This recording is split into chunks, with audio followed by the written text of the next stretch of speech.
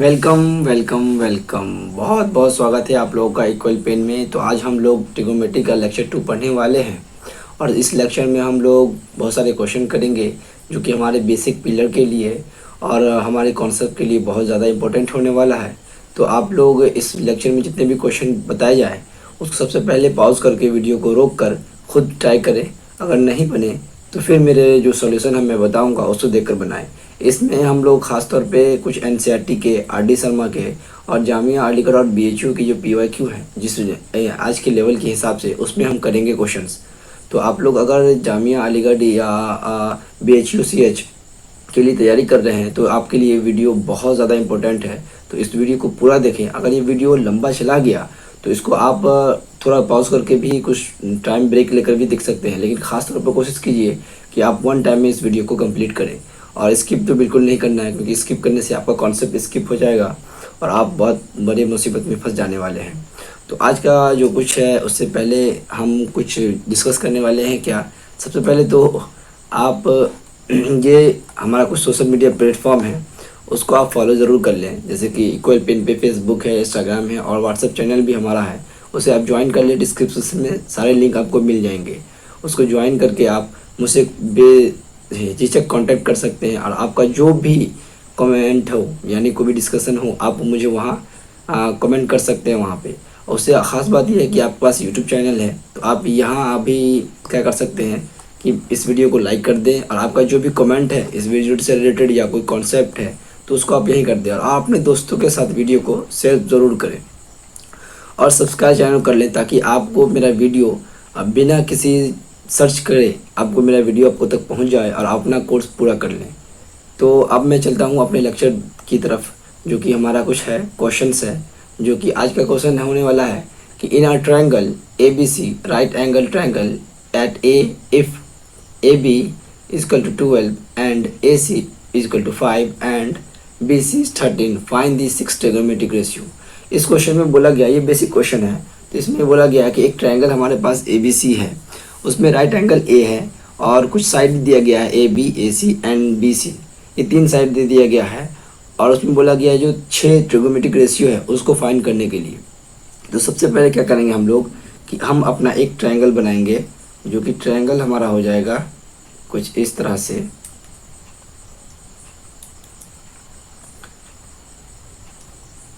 कुछ इस तरह से हो जाने वाला है ट्रायंगल। और मैं ट्रायंगल को कुछ बना लूँ। अरे ये कितना गलती होता है मुझसे।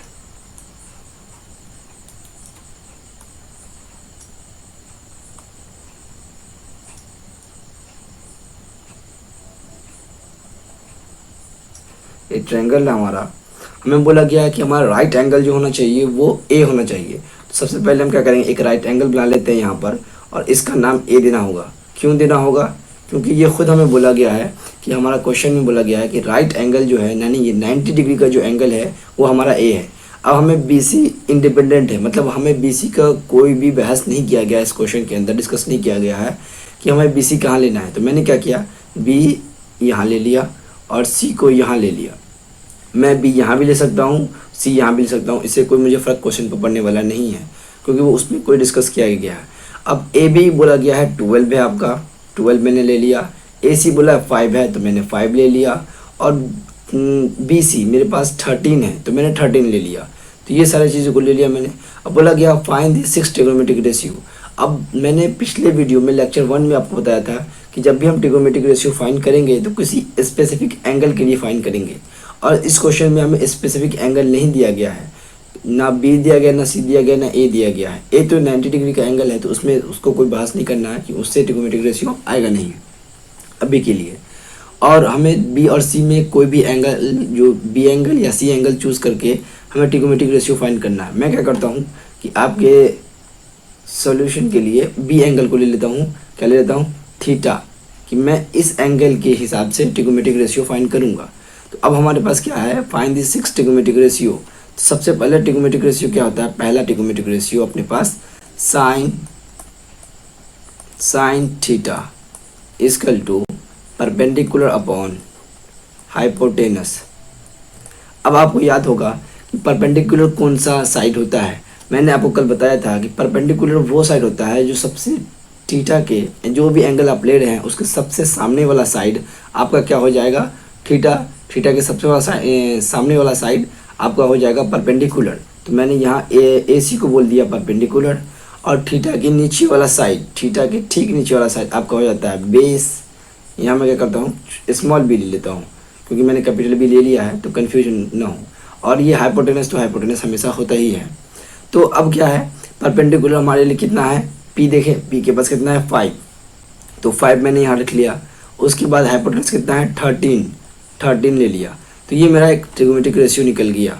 अब सेकेंड कॉस थीटा, ये बेसिक क्वेश्चन है, मैंने इसलिए ले लिया है ताकि मेरा एक पिलर बन जाए क्वेश्चन बनाने के लिए। उसके आगे चलेंगे तो आपको हार्ड क्वेश्चन मिलेंगे ही मिलेंगे। अभी तो शुरू हुई पार्टी। उसका कॉस थीटा कितना होता है, base upon hypotenuse, base upon hypotenuse. तो बेस कितना हमारे लिए, बेस है 12 और हाइपोटेनस कितना है 13। तो ये कॉस थीटा रेशियो हमारे पास निकल गया। उसके बाद तीसरा क्या है, तीसरा बताओ जल्दी से, टेन थीटा। अब खुद से इसको जरा वीडियो को पॉज करके टेन थीटा का लिखो तो क्या लिखते हो तुम लोग, जरा मैं भी देखूँ टेन थीटा का तुम्हें कहाँ तक आया। तो मैं अब शुरू करता हूँ। टेन थीटा होता है परपेंडिकुलर अपॉन बेस। परपेंडिकुलर अपने पास कितना है 5, बेस कितना है 12। तो ये ट्रिगोनोमेट्रिक रेशियो हो गया टेन थीटा के लिए 5/12, साइन थीटा के लिए 5/13, कॉस थीटा के लिए 12/13, टेन थीटा के लिए 5/12। अब चौथा रेशियो हमारे पास हो जाता है साइन का अपोजिट यानी कॉसेक थीटा। कॉसेक थीटा क्या होता है, हाइपोटेनस अपॉन परपेंडिकुलर। हाइपोटेनस कितना अपने पास 13, परपेंडिकुलर कितना है 5। उसके बाद 5 फिर कितना होता है रेशियो, सेक थीटा। ये कितना होता है, हाइपोटेनस अपॉन बेस। हाइपोटेनस कितना है 13, बेस कितना है 12। सिक्स्थ रेशियो क्या हो जाता है अपने पास, कॉट थीटा। कॉट कितना होता है भाई, तो कॉट होता है tan का रेसिप्रोकल यानी उसका अपोजिट। तो ये होता है बेस अपॉन परपेंडिकुलर। तो बेस कितना अपने पास 12 और परपेंडिकुलर कितना अपने पास 5। तो ये ट्रिगोनोमेट्रिक रेशियो 6 ट्रिगोनोमेट्रिक रेशियो थे जिनको क्वेश्चन में हमें निकालने के लिए बोला गया था। तो ये हमने निकाल लिया। अब हम अपने चलते हैं नेक्स्ट क्वेश्चन की तरफ। अब हमारा नेक्स्ट क्वेश्चन जो है वो है जामिया का 2019 का 38 नंबर क्वेश्चन। ये रिसेंट क्वेश्चन है, 4-5 साल पहले का क्वेश्चन ही है जामिया का, जो 10th के एग्ज़ाम में यानी 11-12 के जो इंट्रेंस एग्ज़ाम होता है डिप्लोमा और साइंस के लिए, उसमें ये क्वेश्चन पूछा गया था। क्वेश्चन कुछ इस तरह से बेसिक क्वेश्चन है, 1 नंबर का ऑब्जेक्टिव क्वेश्चन पूछा जाता है वहाँ पर ट्रिगोनोमेट्रिक में। If sine theta A upon B then find tan theta. अब हमें दिया गया है कि साइन थीटा ए बी है तो हमें टेन थीटा निकालना है। अब यहाँ इससे पहले वाले क्वेश्चन में बहुत बेसिक था, उसमें सारे साइड दिया गया था। तो हमने क्या किया कि सारे साइड दिया गया था, ट्रिगोनोमेट्रिक रेशियो का फार्मूला लिखे, हाइपोटेनस परपेंडिकुलर, परपेंडिकुलर हाइपोटेनस इस तरह से। और उसका हम लोगों ने क्या किया कि वैल्यू पुट कर दिया, 5 है तो 5, 12 तो 12, 13 है 13। तो हमारा रेशियो निकल के आ गया। लेकिन क्या यहाँ पर एक खुद रेशियो दिया गया है और दूसरा रेशियो पूछा गया हमें। सबसे पहले क्या करना पड़ेगा, ये जो रेशियो साइन थीटा दिया गया है उसका इस्तेमाल करके, उसका यूज़ करके हम क्या करेंगे कुछ इस तरह से कि हम पहले सबसे पहले ऐसे क्वेश्चन में एक ट्रायंगल बनाते हैं हम लोग। सबसे पहले क्या करेंगे, एक ट्रायंगल ले लेंगे और एक ट्रायंगल लेने के बाद हम लोग क्या करेंगे, यहाँ एक ट्रायंगल लिया हमने, यहाँ पर ट्रायंगल का नाम कुछ नहीं दिया गया है तो मैं क्या करूँगा, यहाँ P, यहाँ Q और यहाँ मैंने ले लिया R। इस ट्रायंगल का नाम दे दिया। इसको मैं क्या करता हूँ, राइट एंगल दे देता हूँ, क्योंकि यहाँ पर इस क्वेश्चन में राइट एंगल और PYQ ऐसा कुछ भी डिस्कस नहीं किया गया है। और हमें दिया गया है कि साइन थीटा क्या है, हमें दिया गया यहाँ साइन थीटा A/B है। तो मैं क्या करता हूँ, थीटा एंगल को ये ले लेता हूँ, थीटा एंगल को मैंने ले लिया। और आपको मैं थोड़ा याद दिला दूँ कि साइन थीटा अपने पास क्या होता है। साइन थीटा होता है परपेंडिकुलर अपॉन हाइपोटेनस। और यहाँ जो रेशियो दिया गया है A/B, हाँ A/B। तो इसका सीधा मतलब है कि इसके थीटा के सामने वाला साइड हमेशा क्या होता है, परपेंडिकुलर। ये परपेंडिकुलर हो गया हमारा। थीटा के साइड नीचे वाला साइड बेस होता है और ये हाइपोटेनस होता है अपना। तो परपेंडिकुलर क्या हो गया हमारे लिए, ये वाला A हो गया, बेस सॉरी हाइपोटेनस क्या होता है B, तो B दे दिया गया है तो B हो गया। ऊपर से ऊपर मिलाया मैंने, नीचे से नीचे मिलाया। परपेंडिकुलर के लिए A था, हाइपोटेनस के लिए B था, तो मैंने उस दोनों को उसकी जगह पर रख दिया। अब हमारे पास क्या है, बेस तो है ही नहीं, जबकि tan थीटा का फॉर्मूला खुद क्या होता है, tan थीटा का अगर फॉर्मूला देखिए उस रेशियो का, तो इसका फॉर्मूला होता है परपेंडिकुलर अपॉन बेस। और मैं क्या करता हूँ, इसको कैपिटल कर देता हूँ क्योंकि यहाँ पर पहले से लिखा हुआ है स्मॉल बी, तो उसमें कन्फ्यूजन ना हो, तो मैंने इसका क्या कर दिया, कैपिटल बी लिख दिया। और आप देख सकते हैं कि यहाँ पर परपेंडिकुलर अपन बेस दिया हुआ है, लेकिन हमारे पास क्या है, परपेंडिकुलर है और हाइपोटेनस है, तो इसमें तो कन्फ्यूजन हो गया कि बेस है ही नहीं अपने पास। तो हम लोग क्या करेंगे, यहाँ पर एक बहुत अच्छा थ्योरम है, उसे कहते हैं पाइथागोरस। पाइथागोरस स्पेलिंग देख लेना, चेक कर लेना एक बार, ऐसे स्पेलिंग निकलती है, theorem, Pythagoras theorem. Pythagoras theorem क्या कहता है कि, क्या कहता है भाई, कि आपका हाइपोटेनस का स्क्वायर जो होगा वो परपेंडिकुलर के स्क्वायर के प्लस बेस के स्क्वायर के इक्वल होगा। बात समझ में आ गया। पाइथागोरस थ्योरम क्या कहता है कि आपका हाइपोटेनस का स्क्वायर किसके इक्वल होगा, परपेंडिकुलर के स्क्वायर के, उसके सम और उसके बेस के स्क्वायर के। तो अपने पास हाइपोटेनस क्या, अपने पास यहाँ पर बी है तो ये बी का स्क्वायर हो जाएगा। परपेंडिकुलर कितना अपने पास ए है, तो ए का स्क्वायर हो गया, और बी प्लस का प्लस, बेस, बेस क्या अपने पास, बेस तो अपने पास है ही नहीं, तो यहाँ मैंने पी क्यू दे दिया और इसका होल स्क्वायर दे दिया, पी क्यू, क्योंकि ये साइड हो गया। अब मैं क्या करता हूँ, ए स्क्वायर को उस तरफ ले जाता हूँ, तो ये क्या हो जाएगा, ए square B square minus A square. आपको पता होना चाहिए कि जब भी इक्वल साइन होता है और किसी भी चीज़ को हम, किसी भी चीज़ को इक्वल साइन के एक तरफ से दूसरी तरफ ले आते हैं, अगर प्लस वाला माइनस वाला हो तो उसका साइन चेंज हो जाता है। अगर प्लस है तो माइनस हो जाएगा, माइनस है तो प्लस हो जाएगा, इसलिए यहाँ पर ये प्लस छुपा हुआ था यहाँ पर। तो ये अगर यहाँ से इस तरफ गया तो इसका इस तरफ इक्वल साइन के, तो ये माइनस में बदल जाएगा, और हमारे पास क्या है, पी और क्यू, इसका स्क्वायर ऐसे ही रह जाएगा। अब हम क्या करते हैं, इस स्क्वायर को इस इक्वल साइन के उस तरफ ले जाते हैं, तो हमारे पास क्या बचेगा, एक स्क्वायर माइनस बी स्क्वायर, और ये रूट में बदल जाएगा। आपको पता होना चाहिए कि जब स्क्वायर रूट के, सॉरी, इक्वल साइन के एक तरफ से दूसरी तरफ जाता है तो वो रूट में बदल जाता है ना। ये तो पता होगा, बेसिक है, 9th 10th में या 7th में, इससे उससे पहले भी सिखा दिया जाता है कि स्क्वायर है, किसी चीज़ पे स्क्वायर है, उस स्क्वायर को हम इक्वल साइन के एक तरफ से दूसरी तरफ ले जाएंगे तो रूट में बदल जाएगा। अगर रूट है तो एक साइन, इक्वल साइन के एक तरफ से दूसरी तरफ ले जाएंगे तो वो क्या बदल जाएगा हमारा, वो हो जाएगा स्क्वायर में बदल जाएगा। मतलब स्क्वायर है तो रूट में बदल जाएगा, रूट है तो स्क्वायर में बदल जाएगा। यहाँ पर स्क्वायर था तो स्क्वायर में क्या हो गया, रूट में बदल गया। तो अब हमारे पास पी क्यू कितना आ गया, पी क्यू कितना आ गया अपने पास, यहाँ अगर आप देख सकते हो, पी क्यू कितना आ गया अपने पास, root under B square minus A square. अच्छा, हमें से हमसे क्या पूछा गया था इस क्वेश्चन में कि भाई अपने पास tan थीटा क्या हो जाएगा बता दो मुझे। तो मेरे पास फार्मूला था कि भाई परपेंडिकुलर अपॉन बेस होने वाला है, तो मैंने ये ले लिया था। अब अपने पास क्या है, परपेंडिकुलर का तो रेशियो क्या दे दिया गया, लेंथ ए दे दिया गया है, और उसके बाद से ये क्या दे दिया गया है, क्या कहते हैं, base, base they B square minus A square. तो ये हमारे पास क्या हो गया, tan थीटा का रेशियो हो गया। ये जो tan थीटा था इसका रेशियो ये हमारे पास हो गया।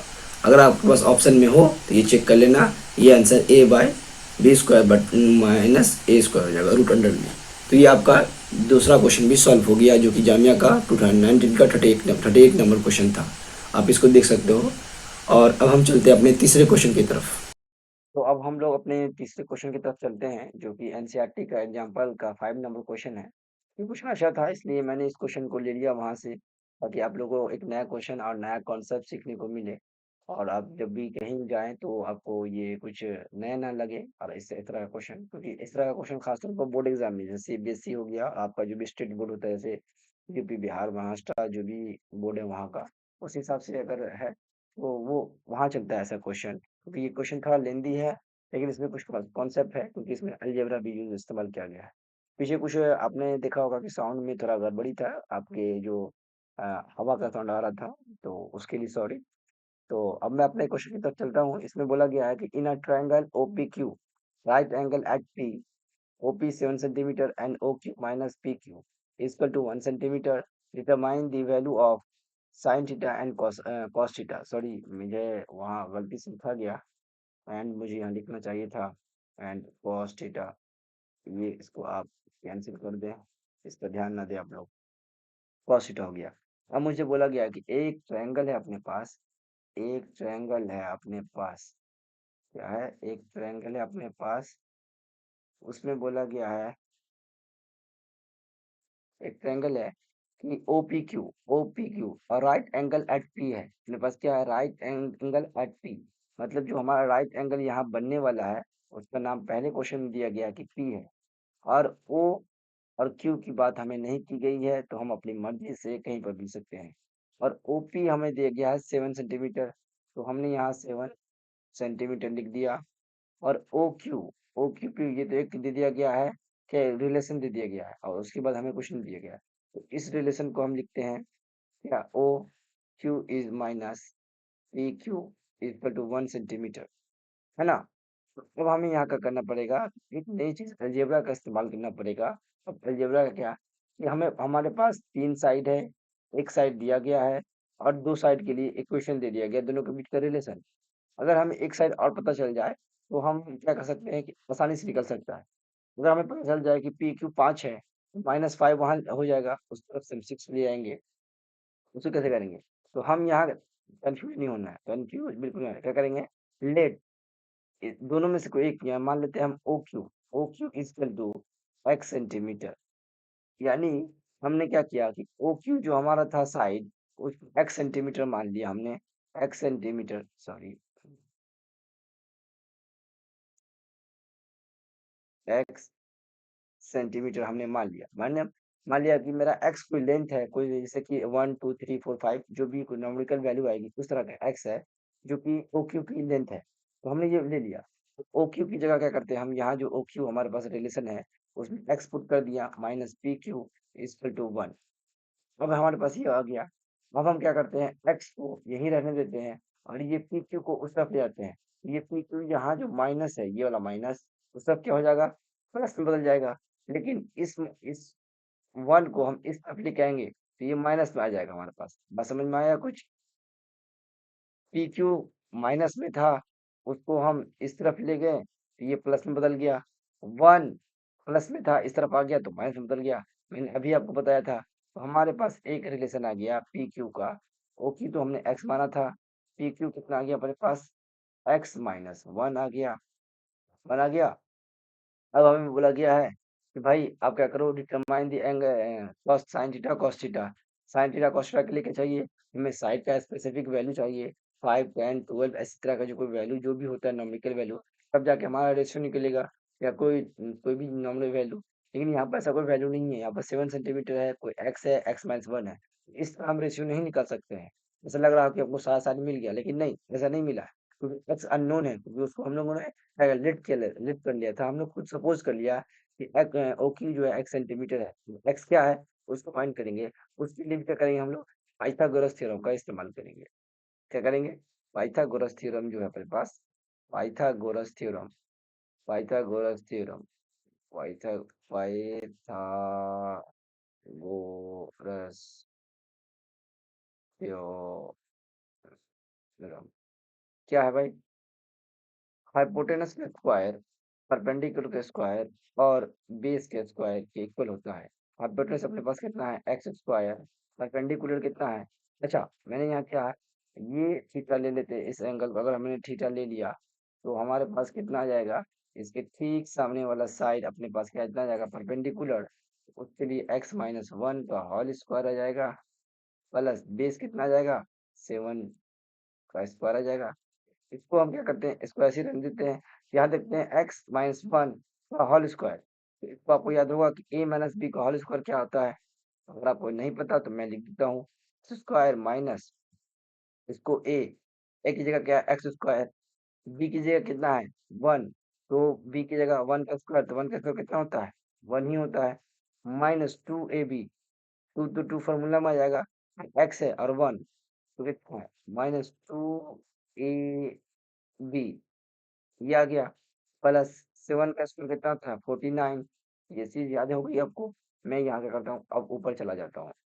ऊपर चला गया, क्या है अपने पास? X square equal to x square plus 1 -2x plus 49। यहाँ क्योंकि ये वाली चीज जो है 2x1, ये तीनों आपस में मल्टीप्लाई होगा तो कितना हो जाएगा? आपके पास 2x हो जाएगा। अब गौर करें, 2x पॉजिटिव यहाँ भी है, 2x पॉजिटिव यहाँ है, ये दोनों आपस में फिनिश हो जाएगा।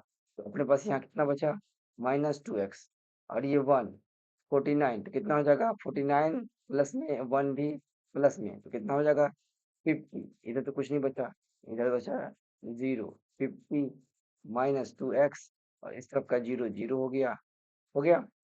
अब इस 2x को उस तरफ ले जाते हैं, 50 ऐसे रहा, 2x माइनस में है तो इधर आएगा पॉजिटिव, तो x को क्या करते हैं 50 को ऐसे रख देते हैं।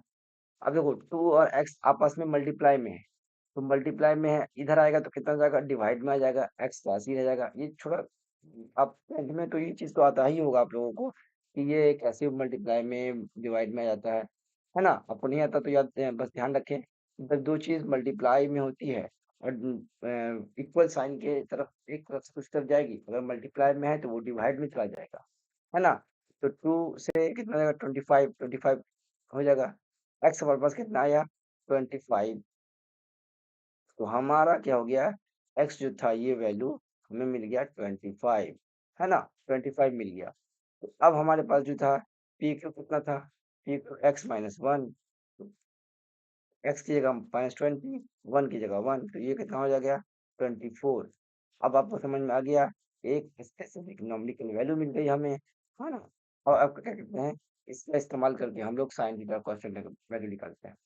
अपने पास एक ट्रायंगल था, जो ट्रायंगल कुछ इस तरह का था, है ना। अपने पास ये राइट एंगल था पी, है ना, पी ओ था ये 7 सेंटीमीटर था, ये 24 सेंटीमीटर था, ये पी क्यू ओ था, ये 25 सेंटीमीटर था। ये अपना एंगल थीटा था। आप लोग देख सकते हो, इसको मैच कर लेना जरा एक बार, है ना, मैच कर लिया। अब हमारे पास क्या है, साइन थीटा निकालने के लिए बोला गया है। तो साइन थीटा कितना होता है, परपेंडिकुलर अपॉन हाइपोटेनस। परपेंडिकुलर कितना है, थीटा के सामने वाला साइड 24, 24 मैंने लिख दिया। हाइपोटेनस कितना है अपने पास 25, तो 25 लिख दिया मैंने, ये साइन थीटा की वैल्यू आ गई। फिर कॉस थीटा, कॉस थीटा कितना होता है, बेस अपॉन हाइपोटेनस। बेस कितना अपने पास, थीटा के ठीक नीचे वाला साइड को क्या कहते हैं बेस, तो बेस कितना है 7 सेंटीमीटर, 7 लिख दिया मैंने। और ये कितना है, ये आपका क्वेश्चन हो गया सॉल्व, है ना। तो आपको ये क्वेश्चन जो अक्सर बोर्ड में जो आते हैं वो 5 मार्क्स, 4 मार्क्स, 3 मार्क्स, जो भी आपका हाईएस्ट मार्क्स का क्वेश्चन होता है उस तरह के क्वेश्चन में आता है। क्योंकि ये लेंथ गया था, आपने खुद देखा कि 2 पेज में सॉल्व हुआ। पहले हमने क्या किया कि लेट किया कि भाई कुछ इस तरह से हमें इक्वेशन को सॉल्व कर दिया, इसको को लेट किया, एक हमारे पास एक थोड़ा सा सॉल्यूशन मिल गया, पाइथागोरस थ्योरम का इस्तेमाल किया मैंने। उसके बाद से एक वैल्यू मिल गई हमें यहाँ पर, उस वैल्यू को क्या किया, उस वैल्यू को लेकर दूसरी वैल्यू निकाली हमने पी क्यू की, और उसके बाद से हम ट्रायंगल में पुट किए, इस ट्रायंगल में अच्छे से रख दिया साफ सुथरा से, और हमें साइन थीटा कॉस थीटा बोला गया निकालने के लिए, हमने निकाला, तो हमारा क्वेश्चन हो गया सॉल्व। अब हम चलते हैं अपने नेक्स्ट क्वेश्चन की तरफ।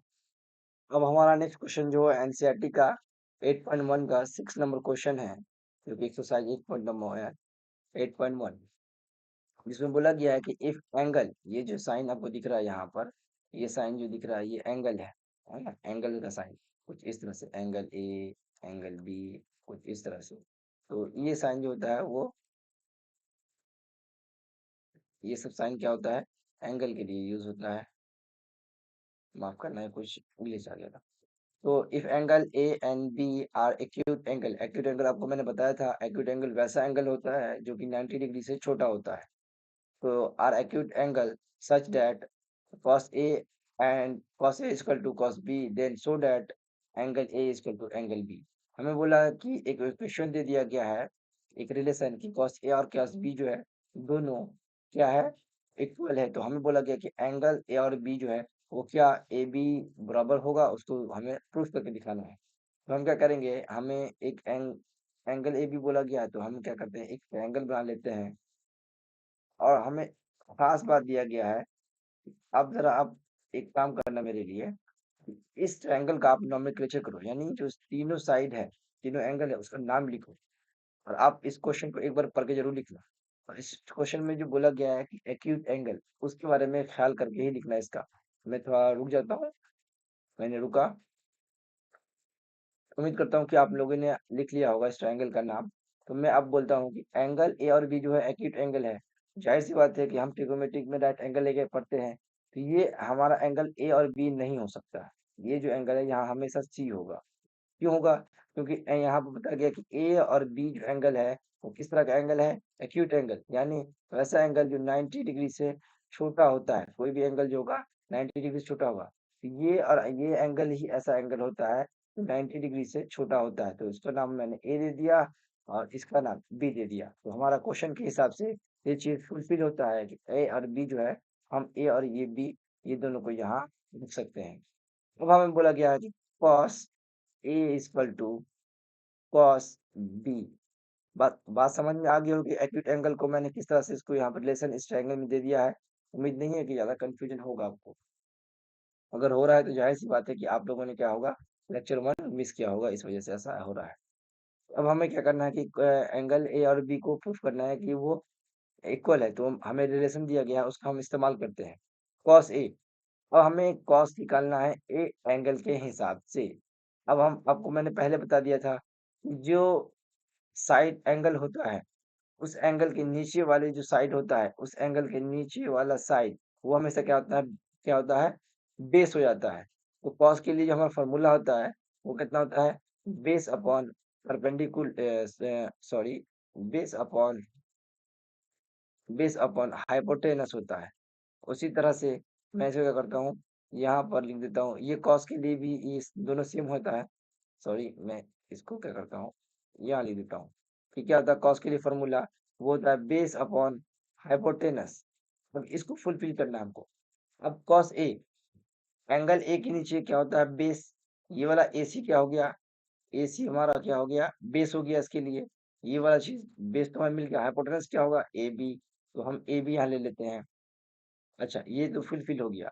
अब cos B, cos B angle इस बी के लिए है। एंगल के नीचे वाला साइड, ये वाला साइड कितना हो जाएगा? हमारा बेस हो जाएगा इस एंगल के लिए। बात समझ में आ रही है? हमने एंगल ए लिया तो हमारा ये वाला साइड क्या हो गया? बेस बन गया था। उसके हिसाब से हमने रेशियो, ये वाला रेशियो लिख दिया। अब हमारे एंगल बी के लिए रेशियो लिखना है, तो एंगल बी के ठीक नीचे वाला कितना हो जाएगा हमारा? ये बेस हो जाएगा। बेस यहाँ पर कितना हो जाएगा? B C. हाइपोटेनस जो है वो ए सी का ए सी रहेगा। ओके, सॉरी सॉरी, ए सी नहीं रहेगा बल्कि ए बी हो जाएगा। ओके, हाइपोटेनस, ये वाला हाइपोटेनस हो गया हमारा, जो हमेशा सेम रहेगा, लेकिन एंगल के हिसाब से अलग अलग बेस हमें मिल रहा है। ओके, अब हम गौर कर सकते हैं कि ये ए बी दोनों सेम है, लिख सकता है। हमारे पास क्या मतलब बचा? ए सी इक्वल टू बी सी। अब गौर करने वाली बात ये है, क्या है गौर करने वाली बात, कि ये ए सी, ये वाला साइड और ये साइड आपस में बराबर है। बराबर है।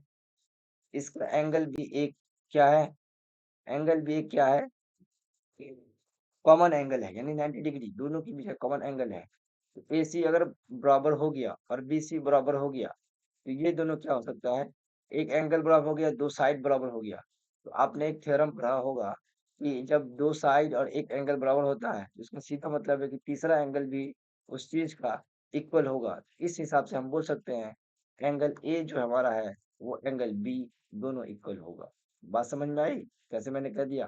तो मैं फेंक नहीं रहा हूँ यहाँ पर। गौर करो, अपने नाइन्थ में एक थ्योरम पढ़ा होगा कि जब एक एक साइड दूसरे साइड के बराबर होता है और उसके एंगल जो होता है वो कॉमन होता है, यानी उसका एक एंगल भी बराबर होता है, तो उसका सीधा मतलब है कि वो तीसरा एंगल भी बराबर होगा। और एक और बात मैं आपको समझा दूं कि यहाँ पर ये साइड जो है वो खुद में कॉमन है। ये साइड हाइपोटेनस खुद में कॉमन है, तो ये तो इक्वल होगा ही होगा। ये इसके इक्वल हो गया, ये वाला साइड इसके इक्वल हो गया, जो कि हमने अभी प्रूफ किया यहाँ पर। एक एक एक साइड, दो साइड प्रूफ, पहले से प्रूफ हो गया, सॉरी, प्रूफ हो गया। हाइपोटेनस तो आपस में बराबर है ही, पहले से ही बराबर है, कॉमन हाइपोटेनस है इसका। और एंगल है, एक एंगल, दो साइड और तीसरा साइड बराबर हो गया, तो इसका सीधा मतलब है कि ये वाला एंगल भी आपस में बराबर होगा। तो इस तरह से ये क्वेश्चन आपका प्रूफ हो गया। प्रूफ, ये आपका एंगल ए और एंगल बी दोनों बराबर होगा। तो उम्मीद करता हूँ ये आपको समझ में आया होगा। नहीं समझ में आया उसको वापस एक बार देख लो, ताकि आपको अच्छे से समझ में आ जाए।